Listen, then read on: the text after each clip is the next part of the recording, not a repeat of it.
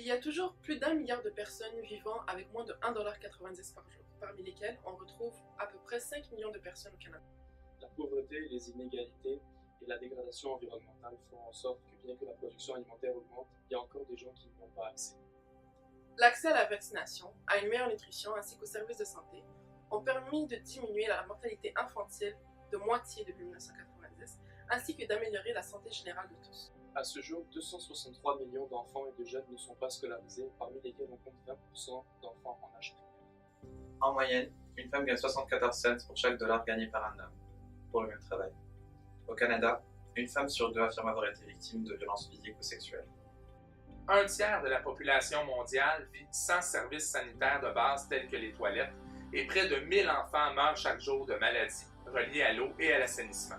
Chaque année, 4,3 millions de personnes meurent de la pollution provenant de l'utilisation des carburants toxiques tels que le charbon. Pour pallier à la croissance mondiale de la population active, d'ici 2030, environ 600 millions d'emplois devraient être créés. Ce volet nécessite des investissements en recherche et en développement, dans lesquels les pays en émergence dépensent un montant 8 fois plus élevé que les pays moins développés.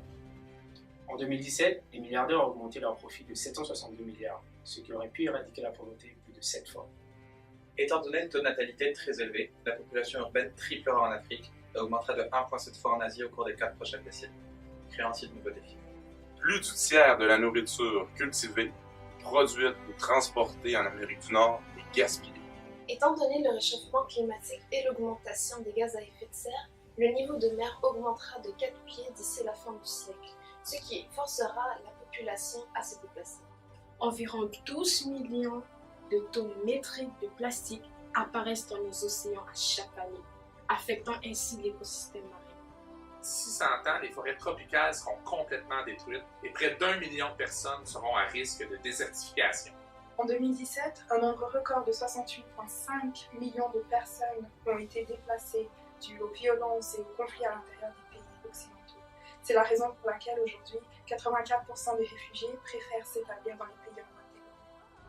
Afin d'atteindre les objectifs cités précédemment, il faut coopérer. Et ce, en faisant preuve d'efforts collectifs, de créativité et surtout de détermination.